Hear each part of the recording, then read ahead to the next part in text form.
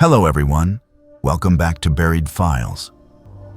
Tonight we bring you 7 deeply disturbing true Oregon horror stories that will challenge everything you thought you knew about the Pacific Northwest.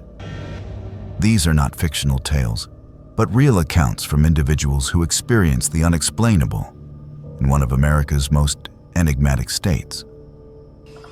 From the isolated Cascade Mountains to the forgotten tunnels beneath Portland, from quiet suburban neighborhoods to remote research facilities lost to time, Oregon harbors darkness that few dare to acknowledge.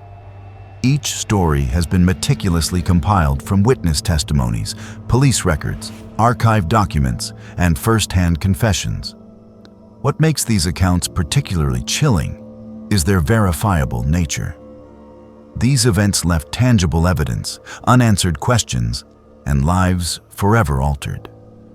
The people who lived through these experiences carry scars that no rational explanation can heal. If you crave authentic horror content that refuses to provide easy answers, subscribe to Buried Files and activate the notification bell so you never miss our investigations into the unknown. After you hear these disturbing accounts, share your own Oregon encounters or unexplained experiences in the comments below. We read every single one. Now prepare yourself as we uncover 7 cases that prove the most terrifying stories are the ones that actually happened. Let us begin. Edward always told people that Oregon was where you went to disappear. He said it as a joke when he packed up his car and left California behind. But by the time he reached the Cascades, it no longer felt like a punchline.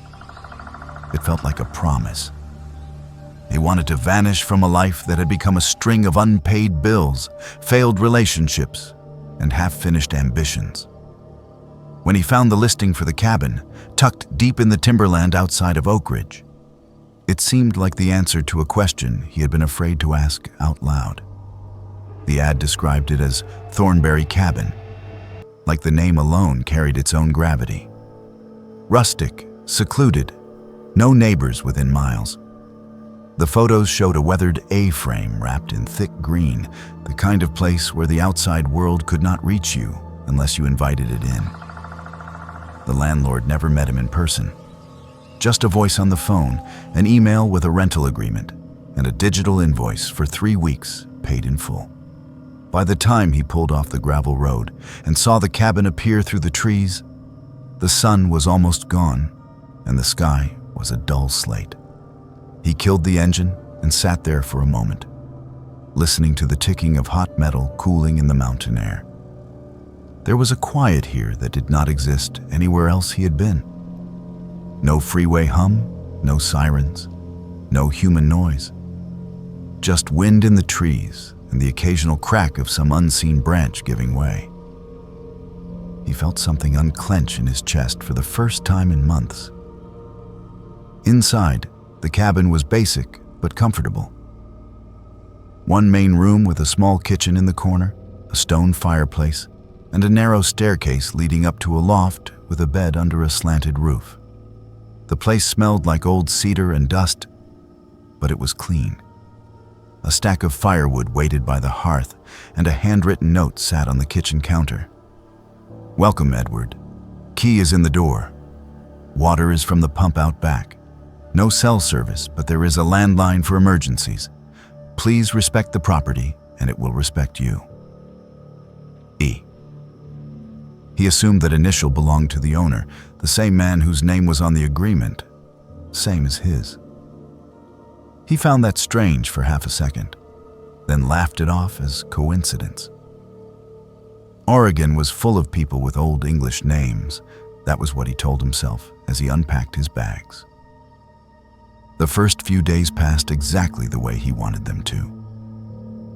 He woke with the early light filtering through the trees, made coffee on the old gas stove, and spent hours at the rough wooden table with his laptop open and his phone powered off in his duffel.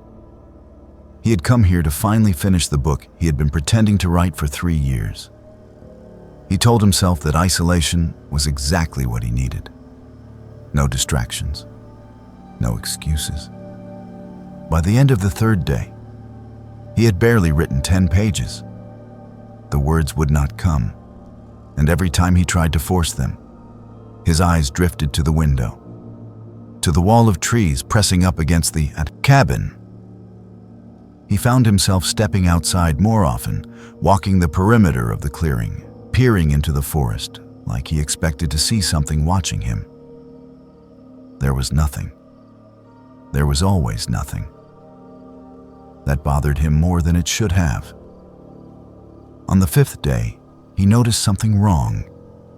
It was small, almost insignificant. He had left his mug on the kitchen counter the night before, half full of cold coffee. When he came downstairs, it was in the sink, rinsed, with the sponge resting on the edge of the basin. He stared at it for a long moment. He tried to remember if he had moved it the previous night and simply forgotten, chalking it up to exhaustion. It was possible. He had been up late, scrolling old drafts, searching for some spark of inspiration. Maybe he had cleaned it on autopilot. That explanation held until the seventh day. He woke just after sunrise, the gray light filtering into the loft. He climbed down the stairs, rubbing the sleep from his eyes, and stopped at the bottom step. The chair at the table, his chair, was pulled out as if someone had just stood from it. His laptop, which he always closed at night, sat open. The screen was dark, but the lid was undeniably raised. He moved slowly, as if sudden motion might disturb something unseen. His first instinct was to check the door. The deadbolt was thrown. The chain was still latched. The windows were all locked, the frame stiff from age. There was no sign of forced entry. On the screen, when he tapped the trackpad, a document was open. It was his draft, the same file he had been working on all week. Only now there were 3 new lines at the bottom, written in a font identical to his own. I am still here. You are not the first. You will not be the last. His heart hammered in his chest. He told himself that this had to be some kind of glitch. Maybe corrupted text from an old section he had deleted. He scrolled through the rest of the document, searching for duplicates, fragments. There was nothing else unusual. He deleted the lines, saved the file, and spent the rest of the day pretending he was not unsettled.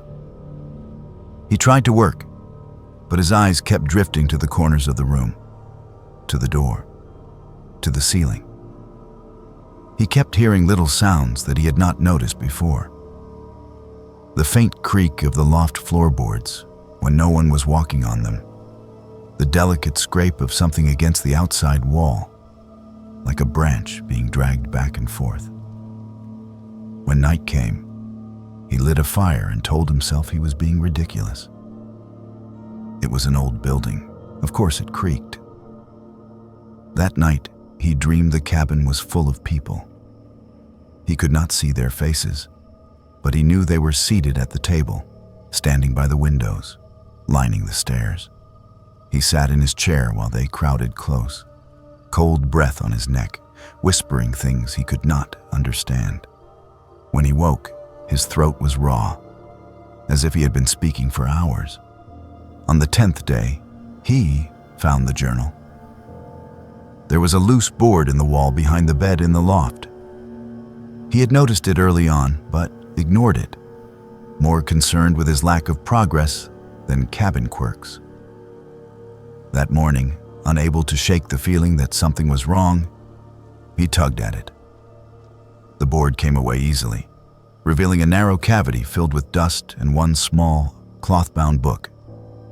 The cover was cracked and faded, the pages yellowed. Inside, the first entry was dated October 3rd, 1983. The handwriting was neat, almost formal. I arrived at the cabin today. It feels like the world has finally gone quiet. This is where I will finish my work. I need distance from everything else. I need silence. The signature at the bottom of the page was his own name. Not his handwriting, but his name. He read for hours. The journal belonged to another man named Edward, who had rented the same cabin 40 years earlier. The entries started just like his own experience. Comments on the isolation, the peace, the hope that this place would finally allow him to complete whatever he had been working on. Then, slowly, the tone shifted. October 10th. I keep finding things moved. The chair, the cup, the lamp. I try to attribute it to forgetfulness, but I feel watched even when there is no one here. October 14th. I woke up to find writing on my page that I do not recall putting down. I would swear it is my hand, but the words are not mine. October 18th. The silence here is not empty. It is full of others. I hear them at night, moving through rooms that do not exist. Each entry felt like a distorted mirror of his own days. The details were different, but the pattern was identical. The creeping sense of being observed, the small changes in environment, the questioning of his own memory. The final entry was dated October 23rd, 1983. I understand now. The cabin is not a place, it is a door. It is open when someone like me comes here. Someone who wants to disappear. It gives us what we ask for. I can hear them better than ever tonight. They are not trying to scare me. They are trying to show me what comes next. I have decided to stay. When the next one comes, perhaps they will read this and understand. Perhaps they will join us. There was no signature. He stared at that last sentence until the words blurred. The logical part of his mind tried to explain it away. Maybe this was some elaborate attempt at horror by a previous tenant. Maybe it was a prank left behind by teenagers. Yet the dates, the aging of the paper, the dust behind the wall, none of it felt staged. He told himself that it did not matter. He would leave. The idea came to him with sudden clarity. He would pack his bags, lock the door, drive back down the mountain road, and find a motel with Wi-Fi and bad coffee and other human beings. The cabin could keep its ghosts, real or imagined. He went downstairs to close his laptop and shut down for the night, intent on leaving first thing in the morning. When he opened the document, there was new text waiting for him at the bottom. Do not run this time. You already stayed. His breath caught in his throat. He checked the file history, the timestamps. The last save had been hours ago, when he had finished fighting with a paragraph and walked away. The new line had no timestamp of its own. You already stayed. He closed the laptop with a snap and unplugged it, as if that simple act could sever whatever was happening. He went to his bag, yanked clothes from drawers, stuffed them inside.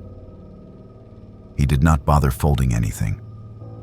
He grabbed his keys from the hook by the door, his heart pounding so hard he could feel it in his teeth. When he threw the deadbolt, the handle did not budge. The lock turned, the chain slid free, but the door itself remained stubbornly fixed in place. He put his shoulder into it.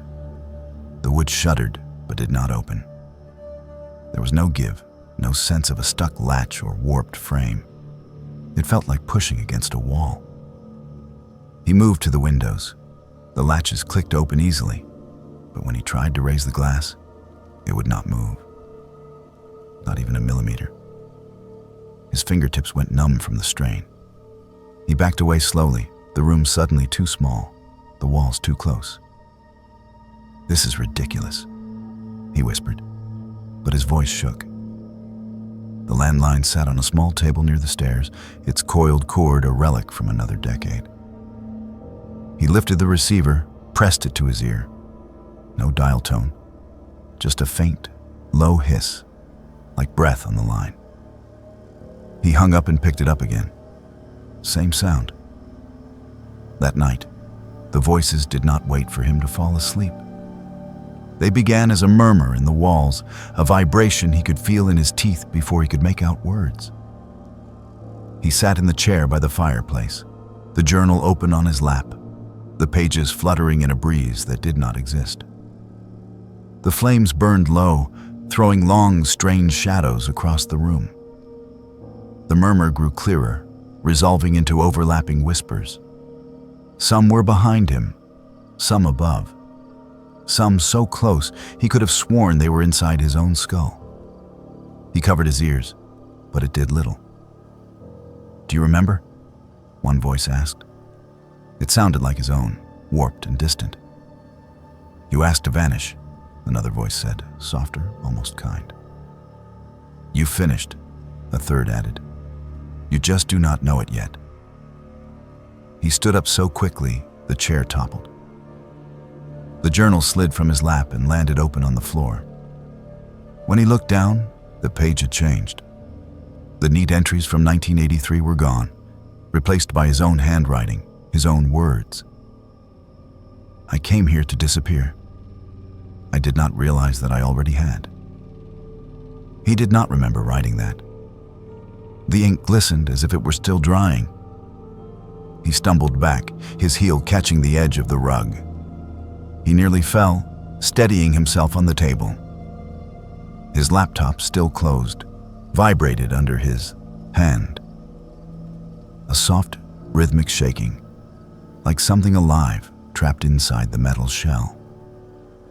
Against his better judgment, he opened it. The document was still there, but it was no longer his story. Paragraph after paragraph of experiences filled the screen, dozens of voices speaking in first person. Some talked about snowstorms and isolation, others about arguments with loved ones, about deciding to leave everything behind and come up to the cabin for a while. Each one ended the same way. "I decided to stay." Names appeared at the top of each account, but the letters blurred when he tried to focus on them. His own name appeared again and again, scattered through the text in different contexts, attached to sentences he did not remember writing. "I remember arriving here in 1983. I remember coming back after the divorce in 1997. I remember the last time I tried to leave."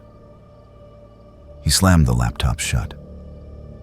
For the rest of the night, he sat in the corner between the fireplace and the wall, his back pressed against the rough wood. He watched the door.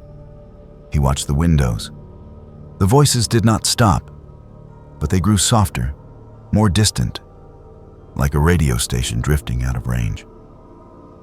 At some point, he must have dozed off, because when he opened his eyes again, light was seeping through the cracks in the curtains. Morning brought a thin kind of courage. Things always seemed less terrifying in daylight. He told himself that whatever had happened, whatever he had seen, could be explained. Stress, isolation, maybe even gas leaking from the old stove, messing with his head. He was not trapped here. He refused to believe that. He tried the door again. This time it opened with a reluctant groan. Cold mountain air rushed in, sharp and clean, filling his lungs with something close to relief. He stepped outside, half expecting to find the world altered, the trees rearranged, the sky a different color. Everything looked the same. The car sat where he had left it. Gravel crunched under his boots. He unlocked the door, tossed his bag into the passenger seat, and slid behind the wheel. The engine turned over on the second try. The radio crackled, then caught a station halfway through some old song. It felt ordinary, blessedly ordinary. He pulled out of the clearing and onto the narrow dirt road. The trees closed in around him, branches reaching overhead to knit a canopy that blocked out most of the sky. He kept his eyes on the two faint tracks ahead, hands white-knuckled on the steering wheel. After 10 minutes, the road curved sharply to the left, just as it had when he arrived. He rounded the bend and saw only trees. No continuation of the road. No break in the undergrowth. Just a wall of trunks and ferns and moss. He stopped the car, heart pounding, and got out. Leaves rustled under his boots as he walked forward, expecting at any moment for the illusion to break, for the hidden path to reveal itself. There was nothing. He pushed aside branches, scraped his hands bloody against bark, searched for the hard-packed earth of the road. It was gone. He turned around slowly. The cabin stood exactly where it had been, framed by trees that now seemed closer than before. The clearing felt smaller, the air heavier. He realized then that he had never checked a map. He had followed vague directions sent in an email, driven where his GPS had stopped working, trusted that the road would lead him where it was supposed to. He had no coordinates, no physical address, nothing to anchor this place in the real world except a few lines of text on a screen. When he went back inside, the journal was waiting on the table, open to the last page. A new entry had appeared below the one from 1983, the ink still glistening. October 23rd. I tried to leave again. The road is gone.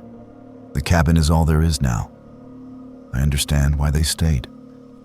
Out there, I was already disappearing piece by piece. In here, at least, I am something. I am a voice added to the chorus. When the next one arrives, they will read this. They will think they are different. They will not be. He recognized the handwriting this time. It was his. If you asked Edward today exactly how long he was in that cabin, he would not be able to tell you. The days bled into each other, marked only by the length of the shadows and the sound of the wind. Sometimes he thought he heard a car on the road, a distant engine approaching. Whenever he stepped outside to look, there was only the same unmoving forest. Some nights, when the fire burned low and the voices grew strongest, he found himself at the table, the laptop open, his fingers moving across the keys, even though he swore he was not guiding them. He wrote about lives that were not his, about winters he had never lived through and summers in decades he had not been born into. Each story ended the same way. I decided to stay. If you go looking in property records for Thornberry Cabin, you will not find it. The parcel number on his rental agreement does not match anything in the county. The email thread confirming his reservation is gone from his account, replaced by a single unread message from an address with no sender. The subject line is just his name, and the body's empty. Sometimes, in dreams, he is back in his old apartment, surrounded by unpacked boxes and overdue notices. He is on the phone, listening to a friendly voice explain that the cabin is perfect for someone who wants to get away from everything. He hears himself say yes. He always says yes. The last line in the journal, the one he never remembers writing but finds every time he opens it, is simple. If you are reading this, you have already stayed longer than you meant to. The road will not be there when you turn back. The cabin is patient. It has all the time in the world. The question is not whether you will leave. The question is how long it will take you to admit that you already did.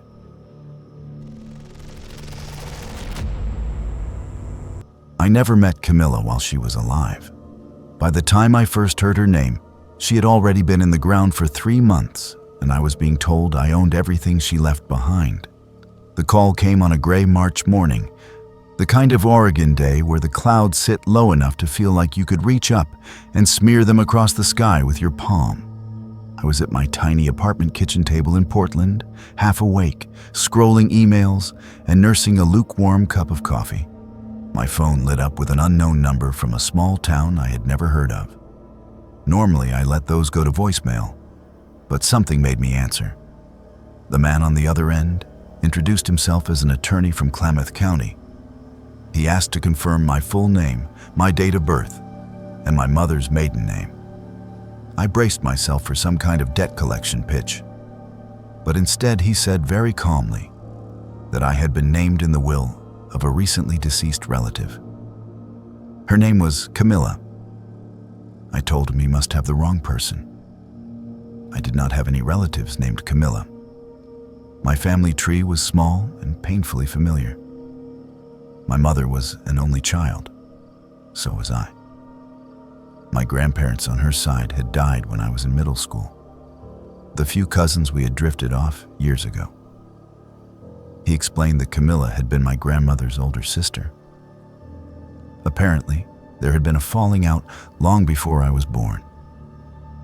No one ever bothered to tell me that my grandmother had a sister who moved out to the countryside near Crater Lake, bought a farmhouse, became a recluse. She had never married, never had children, and according to the attorney, had left everything to the nearest living blood. That was me. I should have felt lucky. Instead, I felt a kind of reluctant dread. The property, he said, was an old farmhouse on 40 acres of land, about an hour outside of Crater Lake. There was some savings, not much, enough to cover taxes for a few years if I decided not to sell. He suggested I come down and see it before making any decisions. Maybe I could fix it up, rent it out, or move there myself. The way he said it made it sound like a fresh start. At the time, my life in Portland did not exactly inspire loyalty. I was stuck in a dead-end retail job, behind on rent, and still recovering from a breakup that had hollowed out more of me than I wanted to admit. The idea of a house that was fully paid off, even a decaying one in the middle of nowhere, felt like an opportunity I would be stupid to ignore. I told him I would come down the next weekend. The drive to the property took me off the main highway, past the usual tourist routes, and onto narrower roads that wound between dark stands of pine. Little by little, signs of other people thinned out. The last gas station I saw was 20 miles back. My cell service vanished somewhere between one bend and the next, the bars flickering away as if someone had reached out and pinched the signal shut. The attorney's directions were precise. Turn left at the rusted mailbox with no name, follow the gravel road for 3 miles, cross the creek, then keep going until you see the fence. The mailbox appeared exactly where he said it would. The gravel road, more pothole than solid ground, clawed at my tires. When I finally crossed the shallow creek and climbed the low hill on the other side, I saw the fence. Beyond it, sitting alone in a clearing surrounded by dense woods, was the farmhouse. It was not the collapsing ruin I had expected. The white paint was peeling, but the structure was intact. The roof looked solid. A wraparound porch sagged a little at one corner, but all 4 posts still stood. The windows were all covered from the inside, but their glass was unbroken. There was a barn off to the left, and a chicken coop long since abandoned, its wire run filled with weeds. The front gate groaned when I pushed it open. A crow watched me from the fence post, head cocked to one side as if weighing my worthiness. The air smelled like wet earth and old wood. The attorney met me on the porch, holding a manila folder and a ring of keys. He was older, with thinning hair and the tired politeness of someone who has had this exact conversation too many times. We went through the legalities, the signatures, the acknowledgments. Then he pressed the keys into my palm and told me, in a careful tone, that my great-aunt had been an unusual woman. Before he left, he said something that stuck with me. He paused at the top of the porch steps, looked back at the front door, and said, "She was very particular about her mirrors." I asked him what he meant, but he only shook his head and walked back to his car. The house was quiet in the way of places that have seen years of human life. And then, suddenly, none. The air inside was still and faintly stale, but not rotten. It smelled faintly of lavender and dust. The first thing I noticed were the shapes on the walls. Every mirror in the house, and there were many, was covered with black cloth. In the front hall, a long rectangle hung where a hall mirror should be, draped in heavy fabric pinned tightly around the frame. In the parlor, a large oval over the fireplace was cloaked in the same way. Even a small mirror above the bathroom sink was wrapped and tied like a strange, dark gift. At first, I thought someone had died in the house, and the mirrors were covered in some old superstition. I told myself I would take the cloth down later once I had walked through everything. It did not feel right to start by undressing the house like that. The rest of the place was unnervingly orderly. Bookshelves lined one wall of the parlor, filled with neatly arranged volumes. The kitchen drawers were organized with almost obsessive care. Every knife, spoon, and measuring cup had its defined place. On the kitchen table lay a single sheet of lined paper, held down by an unlit candle. The handwriting was small and precise. Do not remove the coverings. Do not let them see themselves. Do not stay after dark if you do. See. I stood there for a long moment, reading and rereading those 3 sentences. The logical part of my brain filed it away as evidence of eccentricity. Maybe she had been afraid of spirits. Maybe she had some mental illness that manifested in rituals like this. There were 100 explanations that did not involve anything supernatural. Still, the paper trembled slightly in my hand as I picked it up. I told myself I would humor her, at least for the first day. I would clean, inventory what was here, and leave the mirrors alone. If I decided to sell the place, the next owner could deal with whatever remained. The upstairs held 2 small bedrooms and a larger room that must have been hers. Each one had at least 1 mirror, and each one was covered in black cloth so tightly there were no gaps, no glimpse of glass beneath. Her bedroom had 3, one above the dresser, one freestanding full length against the wall, and one odd, narrow thing between the 2 windows. The coverings were pinned with small, rusted nails. The only place without any mirrors was the basement. The door to the basement was off the kitchen, half hidden behind a tall cabinet. I almost missed it. The steps were steep and narrow, and the light switch at the top of the stairs did nothing when I flipped it. I used my phone's flashlight to pick my way down, each footstep sending small echoes ahead of me into the darkness. At the bottom, the concrete floor was cold through my shoes. The basement was bigger than I expected, the ceiling low, supported by rough beams. One bare bulb hung from the center, burned out long ago. The smell down there was different from the rest of the house. Damp, metallic, like old pennies and rain-soaked stone. Along the far wall were shelves of glass jars and canned goods, the kind of emergency stash older people keep. Next to them, carefully stacked, were boxes labeled in neat handwriting. Spring clothes, tax records, photos. The back half of the basement, however, was taken up entirely by wooden masks. They hung from nails driven into the concrete wall, rows upon rows of them, stretching from one corner to the other. There must have been over 100. Everyone was carved from the same pale, unfinished wood. Everyone was the same face. The proportions were just slightly wrong. The eyes were set a little too far apart, the nose too narrow and long, the mouth stretched almost to the edges of the jaw. There were no pupils, just smooth, blank ovals where the eyes should be. Each mask had 2 small holes bored near the temples, with pieces of old leather cord threaded through, as if they were meant to be worn and tied in place. A few of them had faint streaks on the cheeks, darker patches that might have been water damage, or something else.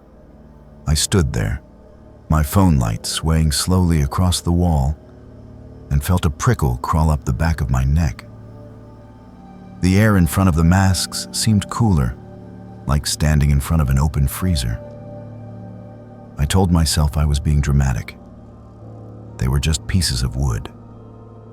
My great-aunt had been an artist or a hobbyist with a morbid bent. That was all. On the workbench beneath the masks lay tools, chisels, sandpaper, jars of varnish. There was also a small notebook, its cover stained with what looked like oil. On the first page, in that same precise handwriting, was a single line.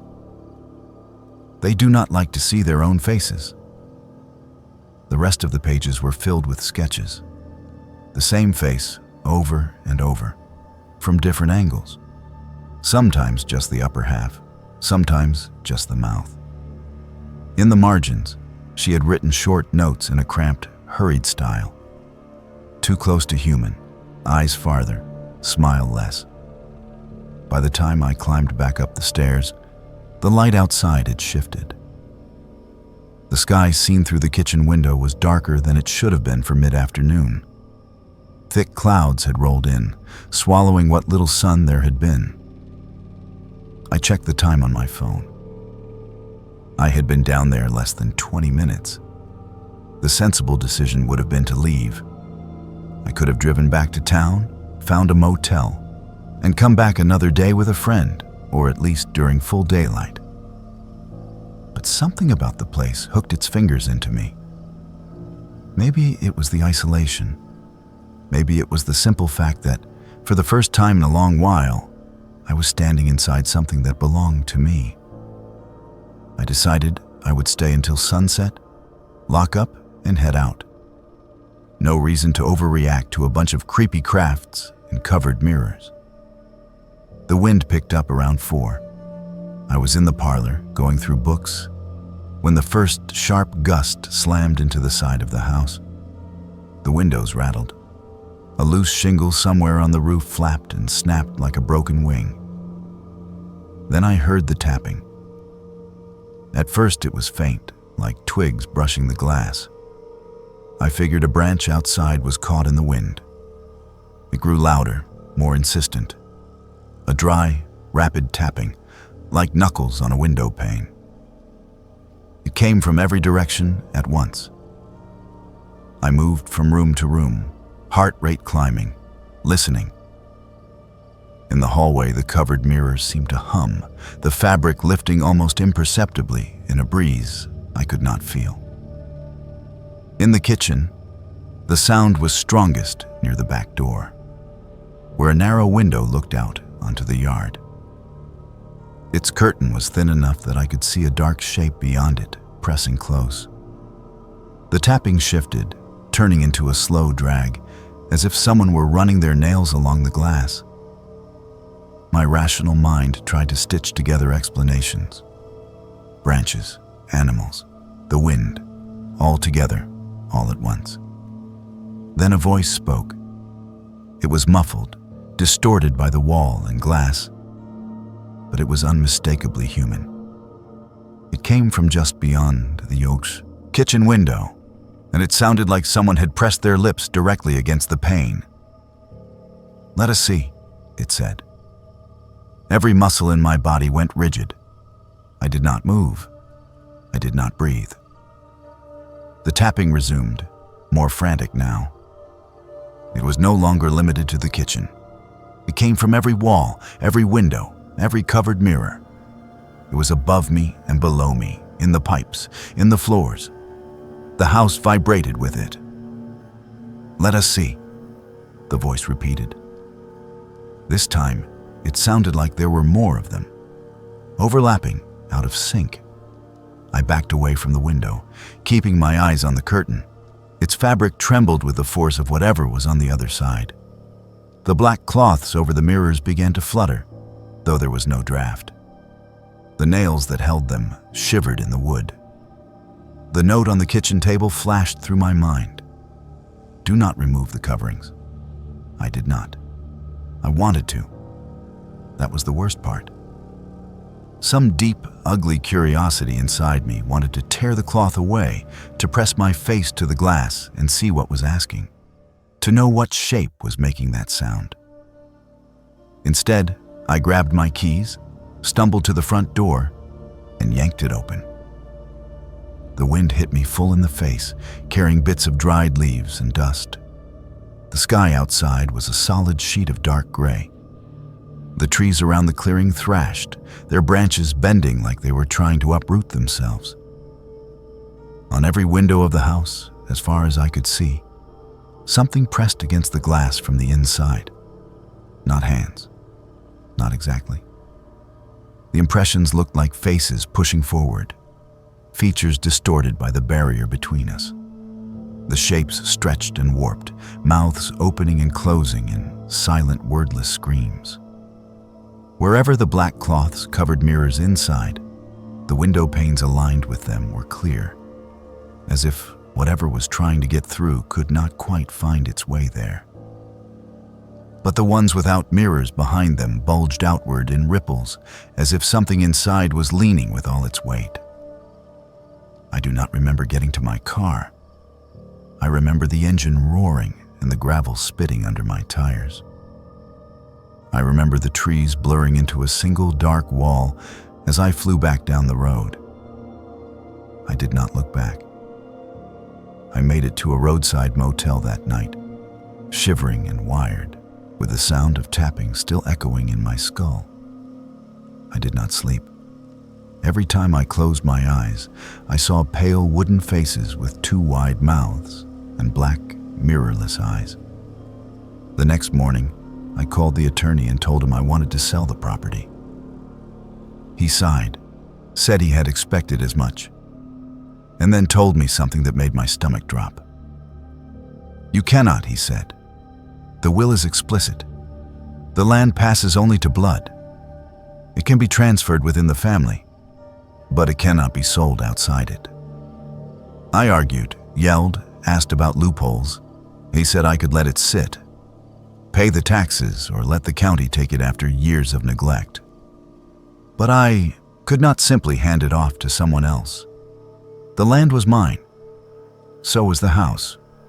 So, apparently, was whatever was pressing its face against the glass, asking to see itself. It has been a year since that day. I have not gone back. The tax notices arrive regularly, thin envelopes with numbers that climb a little every time. Sometimes, late at night in my Portland apartment, I catch my reflection in the bathroom mirror and feel a surge of irrational guilt, like I am breaking some rule I never agreed to. Once, when I woke from a nightmare of tapping and whispering, I found a small smear on my bedroom mirror. It looked like the print of a face pressed hard against the glass, then pulled away. The shape of a mouth, too wide, lingered there in fog. I wiped it off and told myself it was condensation, just breath, my own breath. There are days when I think about going back to the farmhouse with a sledgehammer and a can of gasoline, ending whatever is there by brute force. But I remember the way those coverings trembled, the careful neatness of Camilla's handwriting, the 100 wooden faces staring silently from the basement wall. She spent a lifetime carving those masks, a lifetime covering every reflective surface in that house, a lifetime making sure they never saw themselves. I sometimes wonder what will happen when the cloths finally rot and fall, when the nails rust through and the wind slips its fingers under the edges. I do not know what made Camilla write that note on the kitchen table. I do not know what sat outside her windows for all those years, asking to see. I only know that whatever it is still out there, pacing the perimeter of that clearing, waiting patiently for glass and silver to be uncovered. And somewhere in that basement, a wall of identical faces stares into the dark, never quite knowing why they were carved to look that way.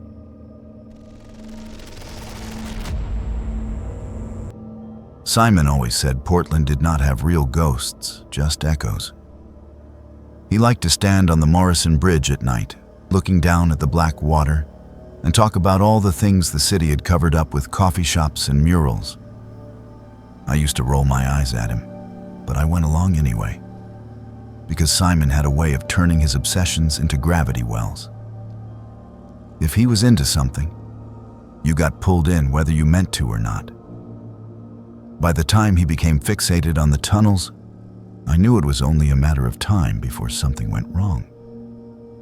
It started as a history rabbit hole. He sent me articles about the old Shanghai tunnels under downtown, the stories about sailors dragged through hidden doors in saloons, waking up on ships halfway to Asia. Most of that lore is exaggerated, I know. But there are real tunnels down there. Real bricks and passages and sealed doorways that lead under buildings people drink in every weekend. At first, he stuck to the legal tours.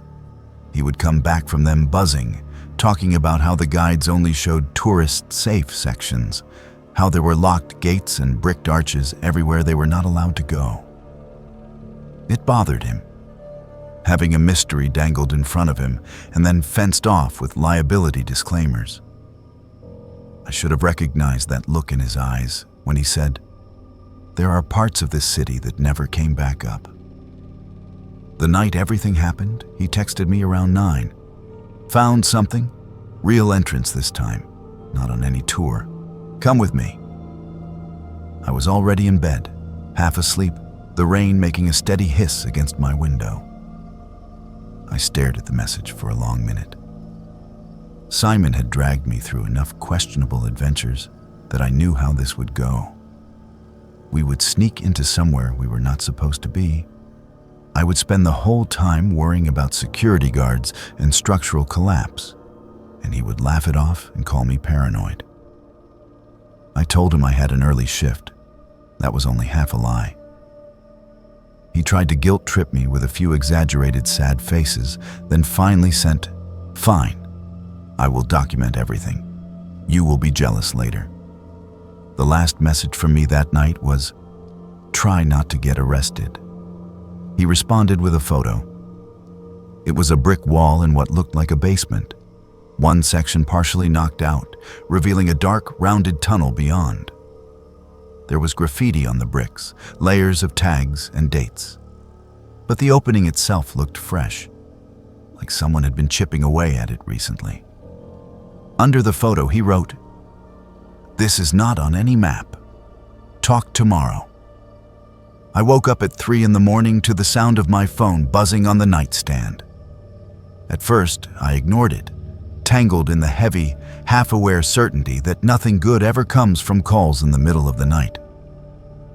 When it did not stop, I fumbled for it. It was not a call. It was a string of messages from Simon. The timestamps crawled across the screen. 11:42 p.m., 12:03 a.m., 12:17 a.m. I had slept through the vibration. The first one was a picture of a concrete corridor, low ceiling, pipes running along the top. My friend's boots were visible at the bottom of the frame, toes pointing into darkness. "You would love this," he wrote. So much older than the tours. The second photo showed a heavy metal door, the kind you see in industrial basements. It had a sliding latch on the outside, not the inside. The paint around the frame was scratched. Why is a door locked from the outside underground? The third message was just text. There is stuff down here that is not old. New sleeping bags, cans like someone is living here. The fourth, hearing something. Might be water or rats. There was a longer gap after that. Then, at 12:17 a.m., there is a room. Doors like the one in the pic, all with locks only on the outside. One is open. There is someone in there. My throat went dry as I read that last one. The follow-up came a minute later. They are chained. I think they have been here a while. Going to help them. Signal is bad. The final message hit at 12:19 a.m. They are not alone down here. Nothing after that. I tried calling. The first attempt went straight to voicemail. The second just rang and rang until the call dropped. I called again, this time to 911, my fingers clumsy on the screen. Explaining to the dispatcher that my friend was somewhere under Portland, in tunnels that might not officially exist, sounded insane even to my own ears. I forwarded the photos and messages when they asked, sent them the last GPS location from the image metadata. The officer who met me downtown an hour later had the patient look of someone dealing with another drunk story. That expression faded when he saw the photos. "This entrance, you know where it is?" he asked. I shook my head. He said an old building in Chinatown. That is it. They found the place eventually, following little clues Simon had left without realizing it. A sticker from a specific bar in the corner of one photo, the color of the paint on a basement door in another. I watched them disappear down a set of stairs in a condemned building and felt more helpless than I ever have in my life. Time stretched into something ugly. Every minute that passed without news felt like it was being added to a tab somewhere that I would never be able to pay off. When the officers finally came back up, their faces were pale and drawn. One was carrying Simon's backpack. The straps were frayed, like they had been yanked hard. They did not find him. They followed what they thought was his path. Footprints in dust, scuff marks on the concrete. They found the corridor from the photo, the door with the outside lock, the makeshift camp in a side room. Blankets, food, a few syringes. The air down there was stale and wet, the kind of cold that settles into concrete. There was blood on one wall, a smear about, shoulder height, dragged downward. The lab later said it matched Simon's DNA. The trail led to a section where the ceiling had partially collapsed. Old bricks and broken pipe choked the passage. Beyond the rubble, darkness waited. Too unstable to dig, the officer told me. It looks like part of the tunnel system caved in, if he went through there. He did not finish the sentence. He did not have to. They searched for 3 days. Dogs, ground-penetrating radar, maps from the city archives showing where the tunnels should be. Half of it did not match what they were seeing underground. Whole sections were missing, while others existed where there should have been solid earth. They never found a body. When they listed him as missing rather than dead, I held on to that like it meant something. It felt wrong to grieve without a body, wrong to accept that a person I had known for 10 years could just disappear into the underside of a city like smoke. A detective met with me a week later, asked more questions, showed me a folder of grainy black and white photos from the 70s. Faces of men nobody had seen in decades. Urban explorers, according to the files. 3 separate cases, all of them obsessed with the Shanghai tunnels, all of them gone. All last seen somewhere in this part of downtown, the detective said, tapping the map. We think there is a network down there that is not officially documented. People have been using those spaces for a long time, not always for legal things. People like who? I asked. He looked tired. People who do not want to be found. People who need places to put things the rest of us would rather not know about. He closed the folder and lowered his voice. I am going to give you some advice off the record. Stop going down the rabbit hole. Let us handle it. Whoever is using those tunnels does not want visitors. I nodded, but some part of me refused to stop looking. I dug through old newspapers, forums, rumors. There were stories about people hearing screams through drain grates in the middle of the night, about fresh graffiti that appeared in sealed basements. There were posts from anonymous accounts talking about the ones who never came back up. None of it brought me any closer to knowing what happened after that last message. 6 months later, on a Tuesday morning, I got a postcard. No return address. Portland postmark. On the front was a stock photo of the city skyline with Mount Hood in the background. On the back, in the cramped, messy handwriting I knew better than my own, were 6 words. Stop looking. I am keeping them safe. There was no signature, just the initial S. I took it to the detective. He examined it, his jaw tightening. Forensics later confirmed that the handwriting was a match for samples they had from Simon's old lease forms. The ink was fresh. The card had been mailed 3 days before. It could be a hoax, the detective said. Someone messing with you. Someone who saw the news. Or it is him, I said. He did not answer. I still live in Portland. I still cross the bridges at night sometimes, watching the water move like something alive in the dark. I cannot go near Chinatown without feeling the hair on my arms stand up. Every alley looks like it could hide a set of stairs leading down. Every access door in a sidewalk makes me think of unlocked latches on the wrong side. People like to talk about the Shanghai tunnels as if they are dead history, curiosities sanitized for ghost tours and bar trivia. I know better now. Whatever is under this city is not done with us. There are whole lives down there. Stories sealed away under brick and concrete, chained in rooms no one was supposed to find. If that postcard really came from Simon, it means he made a choice I do not understand. If it was a cruel joke, then someone else is down there reading his words, watching people like him get close enough to vanish. Either way, when the sidewalks are quiet and the manholes glisten with rain, I catch myself listening for echoes that do not belong topside. I keep my distance, but the tunnels are still there, breathing under everything.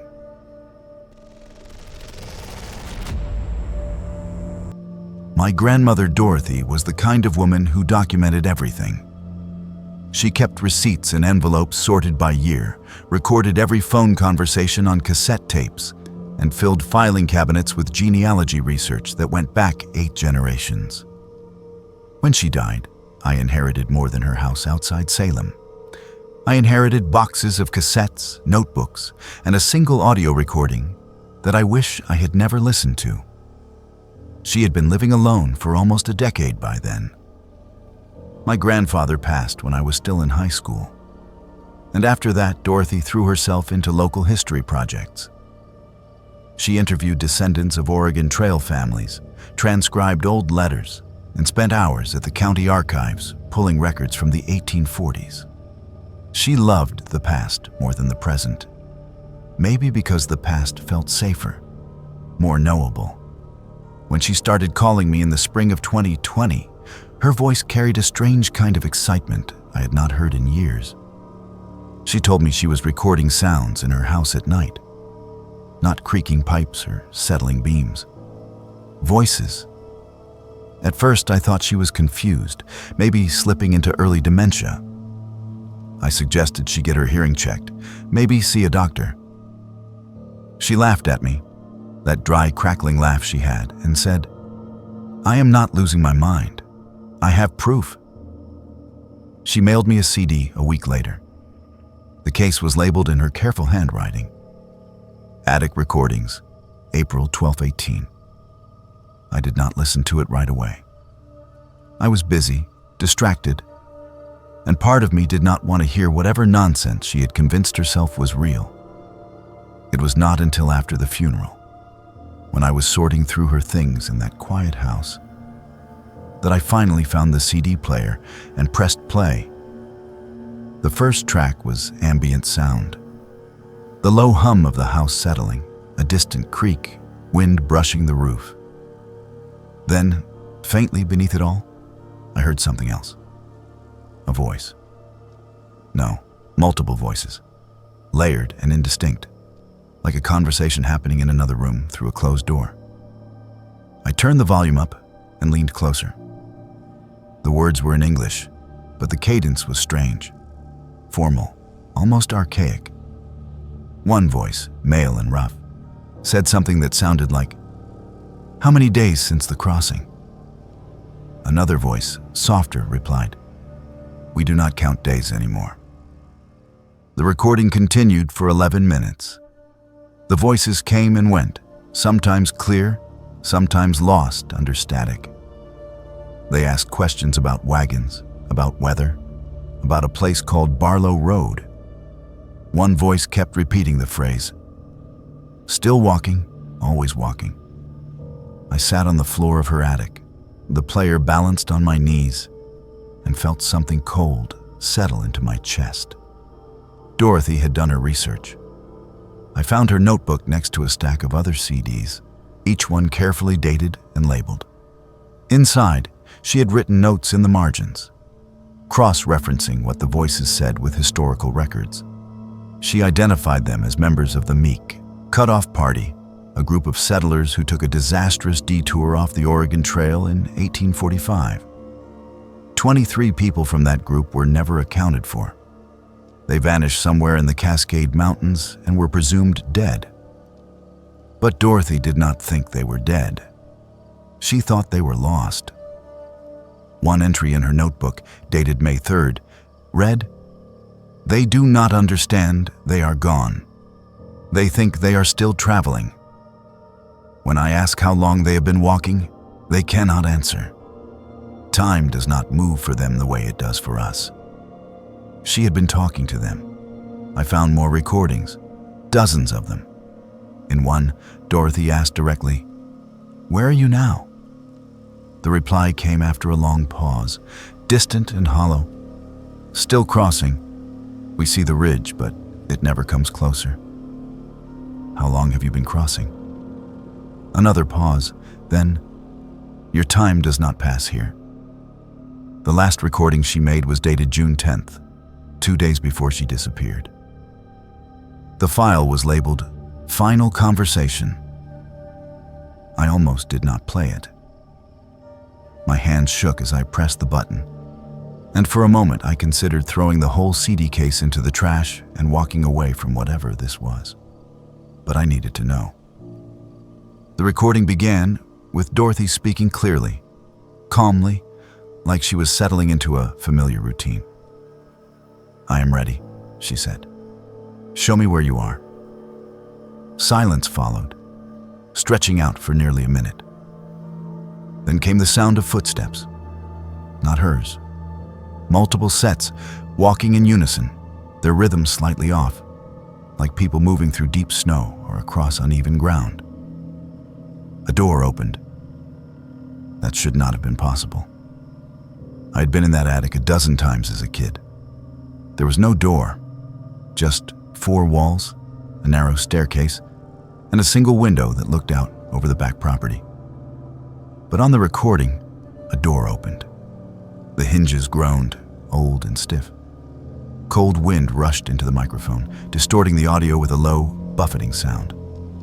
Then the voices returned, all at once, overlapping. Step through. We have held the crossing open. Dorothy's voice, small and breathless. I see it. I see them all.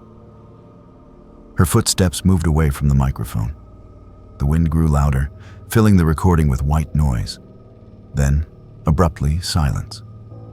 The recording continued for 6 more hours. Nothing but the faint creak of the attic settling, and the occasional gust of wind from a window that, according to the police report, was still latched shut when they found the house empty. The police searched for 3 weeks. No body, no signs of struggle, no indication she had left through the front door. Her car was still in the driveway.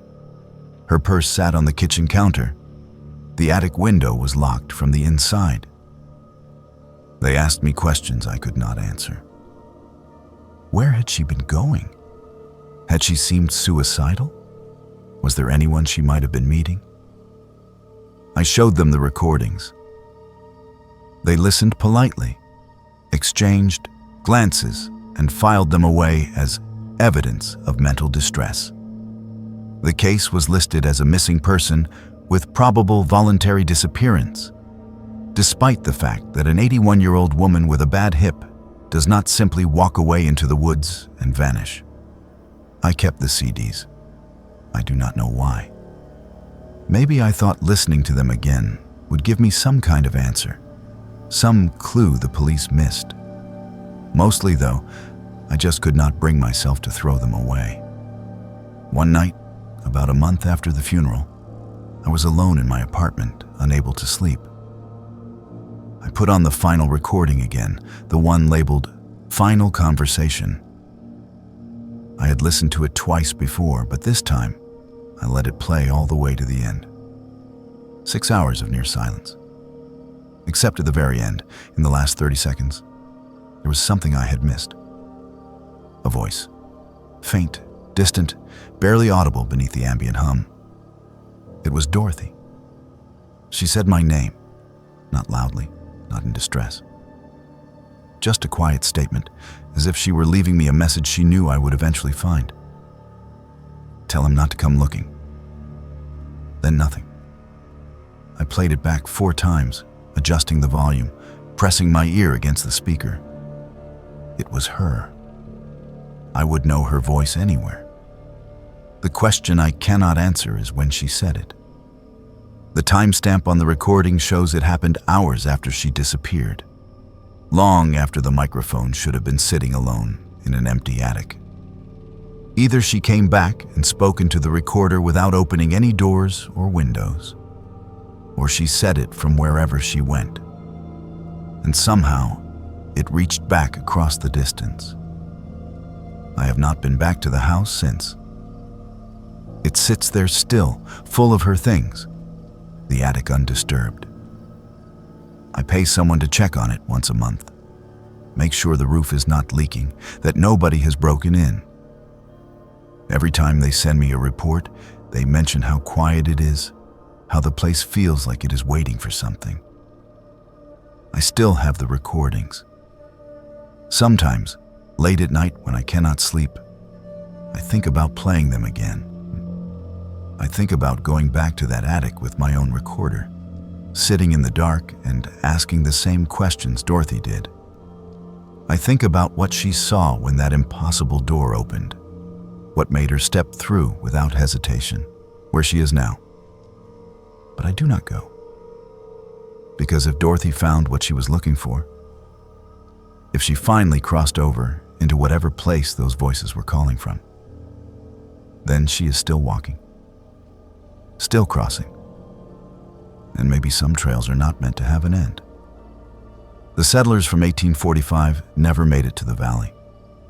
They are still out there somewhere, caught in a landscape that does not move forward, asking how many days since the crossing and never getting an answer. Dorothy joined them. And if I go looking, I know exactly what will happen. I will hear my name on a recording I have not made yet, spoken from a place I cannot reach, telling whoever listens after me the same thing she told me. Do not come looking. Some people get lost in the woods. Some people get lost in time. Dorothy got lost in both. And the voices in the attic are still asking how long it has been since the crossing, still waiting for the ridge that never comes closer, still walking through a version of Oregon that stopped existing 175 years ago. They do not know they are gone. Maybe Dorothy does not either.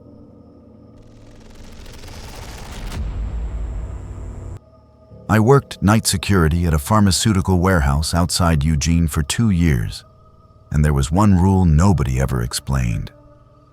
They just told you on your first shift, wrote it in the handbook, and expected you to follow it without asking questions.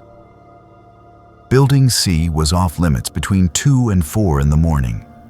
If the alarms went off during those hours, you logged it and did nothing else. You did not investigate. You did not call it in. You just wrote it down and waited for daylight. My supervisor said it was policy. Something about specialized inventory and automated systems that could not be disturbed. It sounded reasonable enough at the time. Most corporate rules do when you need the paycheck. Leonard was my partner on those shifts. He was in his early 60s, with the kind of face that looked like it had forgotten how to smile years ago. He had been working security at the facility for 15 years, long before I was hired. Long before half the buildings even existed. He knew every corner of that place, every blind spot in the camera system, every door that did not lock properly. But he never talked about Building C. For the first few months, I did not think much of it. The facility was huge, 3 separate buildings spread across a fenced lot backed up against dense Oregon woods. Building A held the administrative offices. Building B was the main distribution center, where trucks loaded and unloaded pharmaceuticals bound for hospitals across the state. Building C sat at the far edge of the property, a squat concrete structure with narrow windows and a single steel door. It looked older than the other two, like it had been there first and everything else was built around it. The cameras covering Building C were always functional, always recording. I checked them a dozen times a shift out of sheer boredom.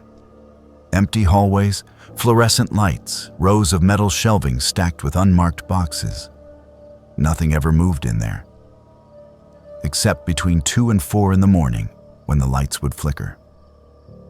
Just once or twice, barely noticeable unless you were staring at the screen. Leonard always noticed. He would sit up straighter in his chair, lean toward the monitors, and watch Building C with an intensity that made my skin crawl. He never said anything. He just watched until the hour passed and the lights stopped flickering. Then he would settle back, pour himself more coffee, and pretend nothing had happened. I asked him about it once, maybe 4 months into the job. It was a slow night, no deliveries, no alarms. Just the 2 of us and the hum of the security office computers. "What is actually in Building C?" I said, trying to sound casual. Leonard did not look at me. He kept his eyes on the monitors. "Specialized inventory." "Yeah, but what kind?" "The kind you do not ask about." I laughed, thinking he was messing with me. He did not laugh back. "Look," he said, finally turning to face me, "you seem like a decent person. So I am going to tell you the same thing I wish someone had told me when I started. Do not ask questions about Building C. Do not go in there during restricted hours. And if you ever see something on those cameras that does not make sense, you forget it the second your shift ends." "Why? What happens if I do not?" He looked at me for a long moment, then turned back to the screens. "People who ask too many questions do not work here very long." That should have been enough to shut me up. It was not. The incident happened 6 months into my time there, on a Tuesday night in October. The air had that cold, wet bite that comes before the first real frost. Leonard and I were halfway through our shift when the alarm for Building C went off at 2:47 in the morning. The protocol was clear. Log it, do nothing. But this time, Leonard stood up. "Someone is in there," he said. I glanced at the monitors. The hallways were empty. The cameras showed nothing but the usual rows of shelving and closed doors. "Cameras are clear," I said. "The cameras never show them." The way he said it made my stomach drop. Not it. Them. He was already moving toward the door, pulling his jacket on. I grabbed his arm. "Leonard, we are not supposed to go in there. You know that." He looked at me, and for the first time since I had met him, I saw something close to fear in his eyes. "I know.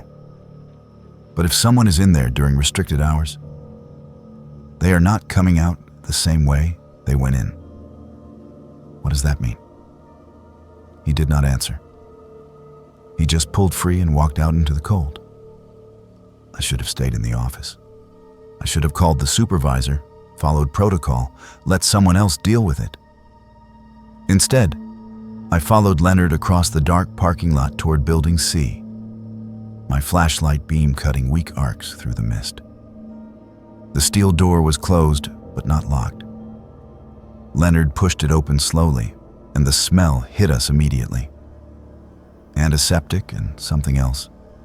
Something organic and wrong, like meat left too long in a warm room. The hallway inside was exactly as it appeared on the cameras. Fluorescent lights, metal shelves, concrete floors, empty. But the air was different, heavier.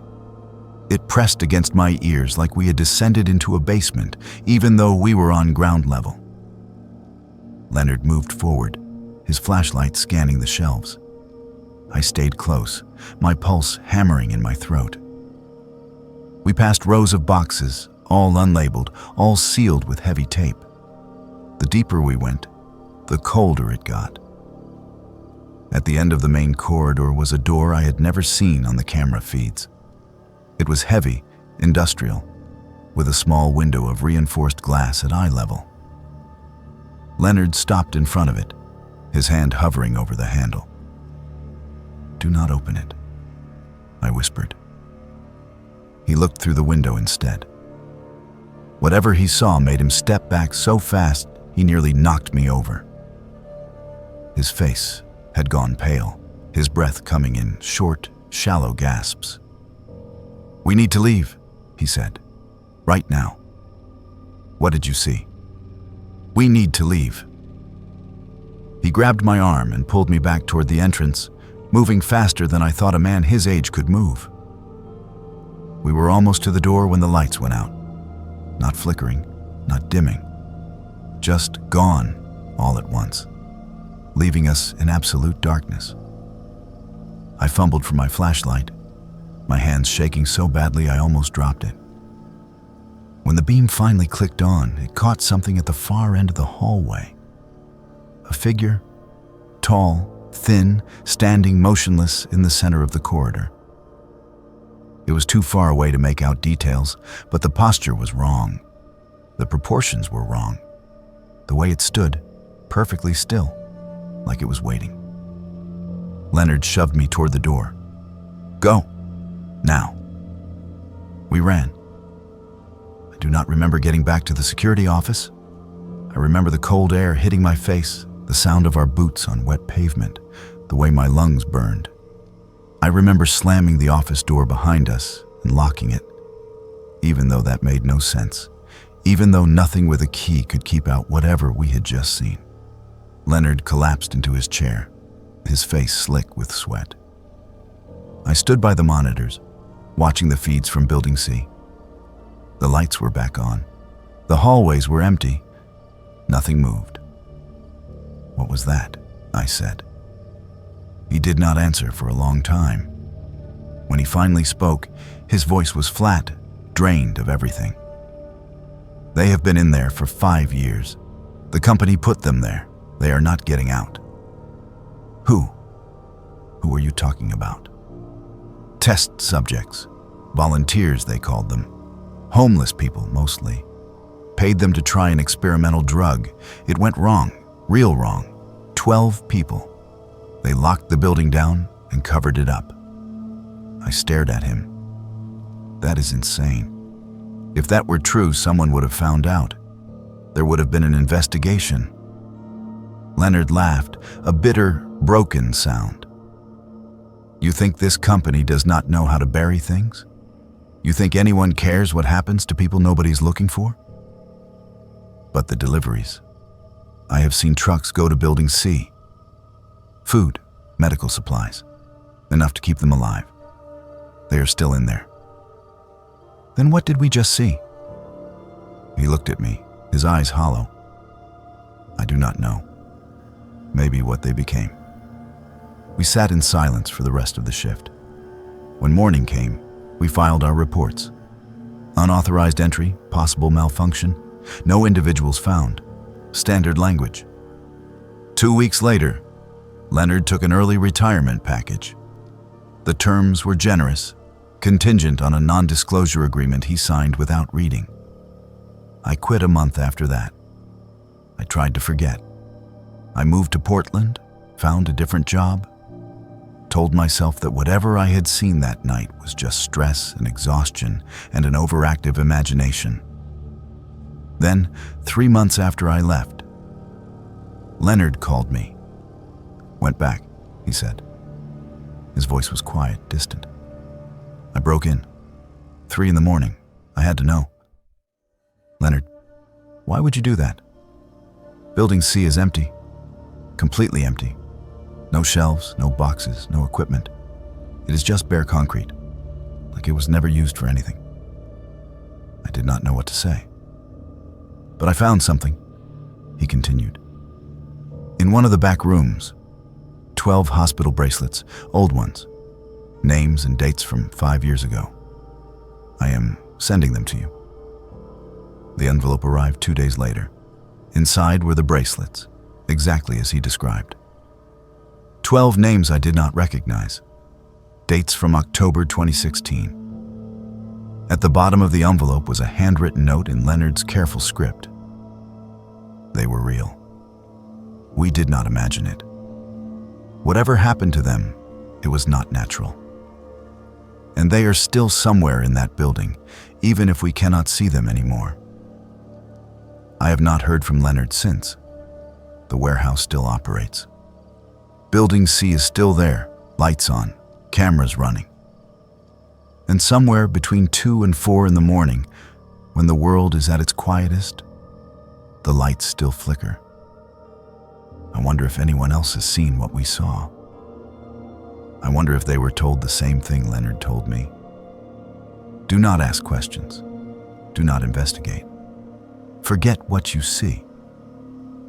I wonder how many others are walking around with that weight, knowing something is wrong but having no way to prove it, no language to explain it.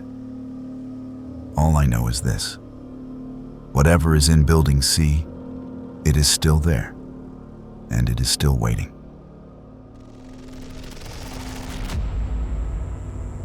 For 3 years, I lived next door to Viola, and I thought she was just a lonely old woman who baked too many cookies and talked too much about the past. She lived on the other side of a duplex in Bend, one of those older buildings where you can hear your neighbor sneeze through the walls. I moved in during the summer of 2017, fresh out of college, working my first real job and trying to pretend I had my life together. Viola was there the day I arrived, standing on her porch with a plate of oatmeal cookies wrapped in plastic. She was small, probably late 70s, with white hair pinned back in a bun and the kind of floral dress that looked like it belonged to a different decade. Her smile was warm, her voice soft and grandmotherly. "Welcome, dear," she said, handing me the plate. "It is so nice to have someone young next door again. The last tenant was hardly ever home." I thanked her, made small talk about the neighborhood, and went inside to unpack. Over the next few weeks, she became a fixture in my routine. She would knock on my door with leftovers, invite me over for tea, ask about my family. It was comforting, in a way.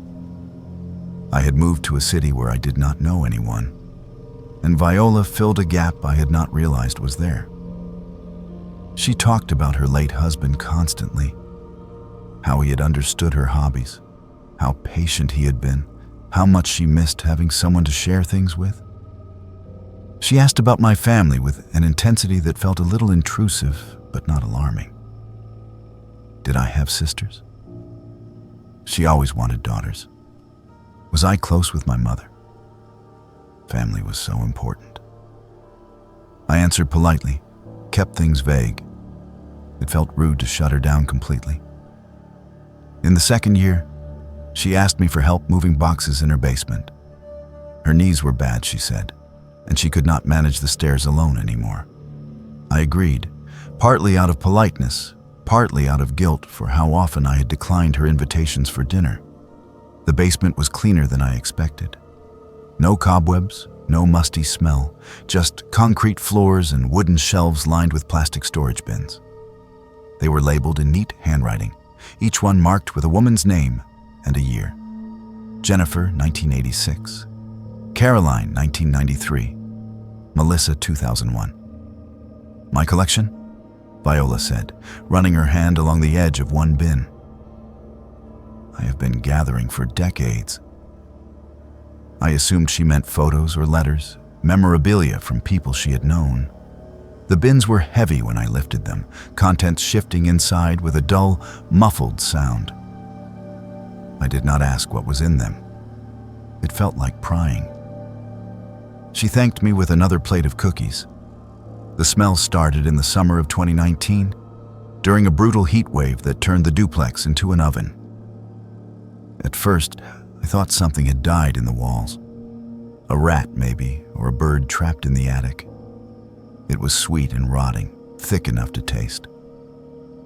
I knocked on Viola's door to ask if she was noticing it too. She nodded, wrinkling her nose. Rats in the crawl space. I have an exterminator coming tomorrow. The smell lingered for 3 weeks, gradually fading as the weather cooled. I stopped thinking about it. Then a woman went missing. It was all over the local news. A 23-year-old graduate student from Corvallis, last seen jogging near a nature trail about 50 miles away. The search went on for days. Volunteers combed the woods. Police put out appeals for information. I watched the coverage with the same detached concern most people have for tragedies that happen to strangers. Viola watched it differently. She sat in front of her television with the volume turned up, leaning forward in her chair. When they showed the missing woman's photo, Viola murmured, "Such a shame. She looked like a sweet girl." Then, quieter, "She reminds me of my collection." I glanced at her, confused. "Your collection?" She smiled at me, that same warm, grandmotherly smile. "Yes, dear." She has that look about her. It was an odd thing to say, but I brushed it off. Old people said strange things sometimes. I went back to my apartment and did not think about it again, until the police showed up. It was early morning, just after 6. I woke to the sound of heavy boots on the porch and voices speaking in low, clipped tones. I looked out my window and saw 3 patrol cars parked in front of the duplex, their lights off, but their presence impossible to ignore. Officers were knocking on Viola's door. She answered in her bathrobe, looking small and confused. They showed her a piece of paper, a warrant. I watched from behind my curtain as they went inside. It took less than an hour for the first officer to come back out, his face pale, his hand pressed to his mouth. He leaned against the porch railing and sucked in deep breaths like he was trying not to be sick. Another officer radioed for backup. Then another. Within 30 minutes, the street was full of cars, and yellow tape cordoned off the entire property. Forensics arrived. Then the news vans. I stood in my doorway, shaking as a detective approached and asked if I had noticed anything unusual about my neighbor. I told him no. I told him she baked cookies and talked about her husband and seemed harmless. He nodded, wrote something down, and told me I would need to stay somewhere else for a few days while they processed the scene. It was not until that night, sitting in a motel room with the television on, that I learned what they found. 17 bodies. All women, aged 19 to 30. Some had been there for decades, buried in the crawl space beneath the basement, wrapped in plastic and buried in shallow graves. Others were more recent. The missing graduate student from Corvallis was among them. Viola had been killing women for 35 years. The news showed photos of the victims, names I did not recognize, faces that stared out from the screen with frozen smiles. The reporter explained that Viola had confessed within hours of her arrest, showing no remorse, speaking about the women as if they were possessions she had collected and preserved. "They are still with me," she told investigators. "That is what matters." I thought about the bins in her basement, the labels, the names and years. I had moved those bins. I had lifted them, felt the weight shift inside, set them on shelves, and never once asked what was in them. I had touched the containers that held pieces of women Viola had murdered, women whose families had been searching for them, women who had been reduced to trophies in a basement I had walked through without suspicion. I thought about the cookies she baked in a kitchen that was 20 feet away from where she kept her victims. I thought about the tea she served me, the conversations we had, the way she smiled when she talked about wanting daughters. The trial was brief. Viola was declared competent to stand trial despite her age. She pleaded guilty, described each victim in detail, explained how she had chosen them. They all reminded me of the daughter I never had, she said in court, her voice steady and calm. She was sentenced to life without parole. I moved out of the duplex the day they let me back in. I did not pack carefully. I threw everything into boxes and bags and left half of it behind. I could not stand to be in that building another night, knowing what had been happening on the other side of the wall while I slept. For months afterward, I woke up in the middle of the night, thinking about the smell from the summer. The sweet, rotting smell I had convinced myself was rats. It was not rats. I thought about all the times Viola had asked me to come over, to sit in her living room, to stay for dinner. I thought about how easily I could have become one of the names on a bin, another woman who reminded her of the daughter she wanted. I testified at her sentencing hearing. The prosecutor asked me to describe what kind of neighbor she had been. I told the truth. She was kind. She was generous. She seemed normal. That was the worst part. There were no signs, no red flags I could point to and say, I should have known. She was just an old woman who lived next door, who baked cookies and watched the news and kept a basement full of the dead. I still live in Oregon, though not in Bend. I moved to a different city, a different apartment, a place with thin walls where I can hear my neighbors argue and laugh and live their loud, ordinary lives. It is comforting in a way, knowing they are real and alive and messy. But sometimes, late at night, I think about Viola sitting in her living room, surrounded by photo albums and memories, talking about her collection like it was something precious. I think about the women who disappeared, one by one, over the course of 35 years, and how many people must have walked past Viola on the street, sat next to her at the grocery store, smiled at her in passing, and never once suspected. Monsters do not announce themselves. They do not wear signs or speak in riddles. They bake cookies and ask about your family and live right next door, patient and smiling, waiting for the moment when you stop paying attention. I did not stop a monster. I lived next to one for 3 years, helped her move boxes, ate her food, and never saw what was right in front of me.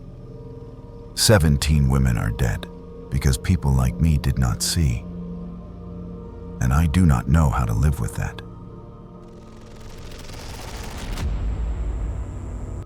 Most people who talk about the Northam case start with the night the search team found the empty research station in the Wallowa Mountains.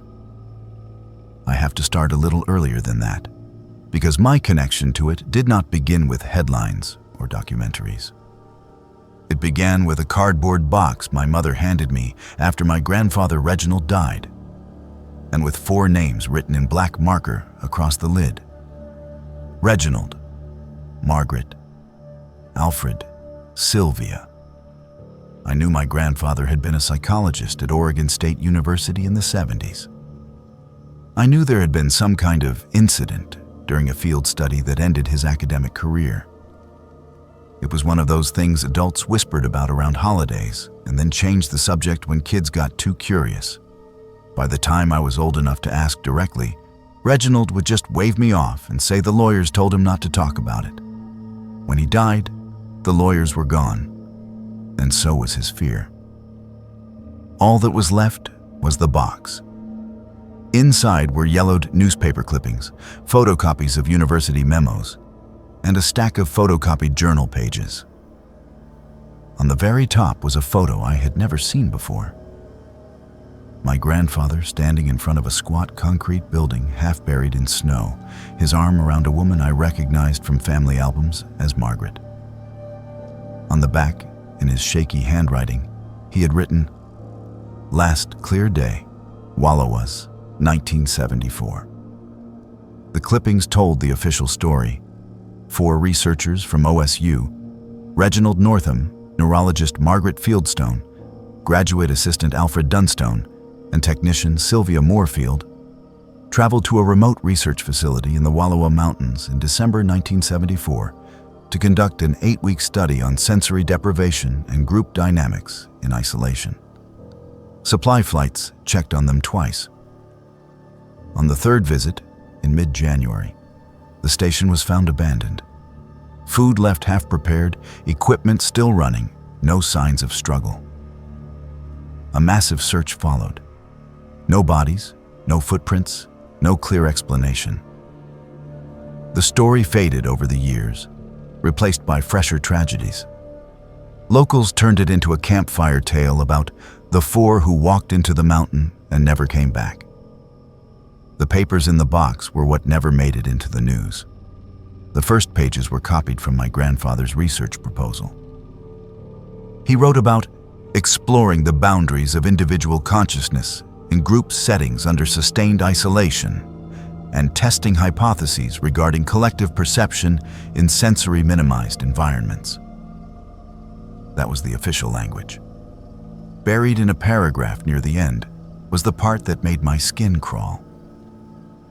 We propose that, under certain conditions, consciousness may not be bounded by individual neurology, but instead may access deeper shared structures. Prolonged isolation in an environment of minimal external stimuli may thin the barrier between subjective minds, and perhaps between mind and environment itself. The journal's pages were not his. They belonged to Margaret. Her handwriting was tight and slanted, the ink sometimes smeared where her hand must have brushed it while writing. The first entry in the stack was dated December 3rd, 1974, 3 days after they arrived at the station. "First session in the deprivation tank today," she wrote. "Standard parameters. 90 minutes per subject. Full darkness, white noise. Baseline expectation.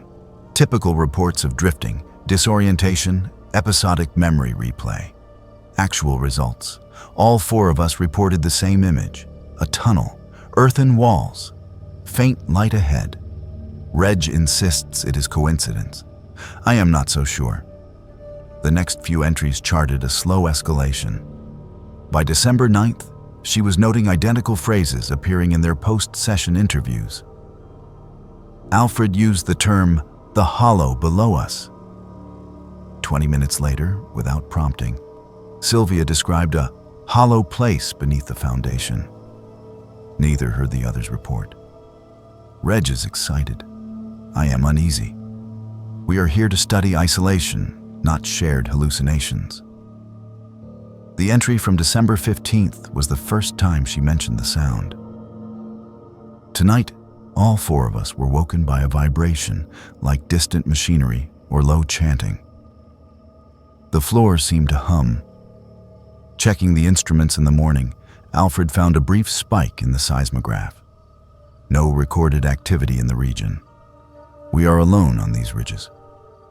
Yet something moved under us. The official logs from the supply flights were clipped to that page. The pilot's notes after the first visit were mundane. Team seemed fine. Supplies transferred. Weather clear.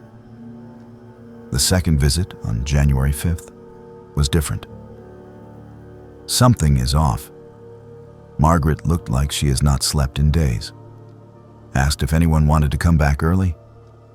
Reginald refused on behalf of all of them. Said they were on the verge of a major breakthrough. When I pressed, he smiled and said, "We have made contact."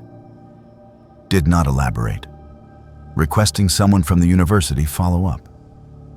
Nobody did. Winter storms made ground travel impossible. The third flight did not make it out until January 15th. That was the day the pilot found the station open and empty. Margaret's last full entry was dated December 28th. We found the entrance today. That is how Reg phrased it. We were in the equipment room when the hum started again. It rattled the beakers on the shelves, made the light fixtures buzz. Alfred traced it with his seismic gear, triangulating the strongest point. A hatch in the floor we had assumed was just access to piping. We pried it open. There is a ladder down into a natural shaft. We dropped a flashlight on a rope. It swung over open space. Rock walls, damp and marked with something. Carvings? Root patterns? It is hard to tell from here. Reg is convinced this is what we have been picking up in the tank. They are not visions, he says. They are impressions from below. We have been listening. Now we can go meet them. I do not like the way he says them. But the worst part is, when I stand over that opening, I feel something listening back.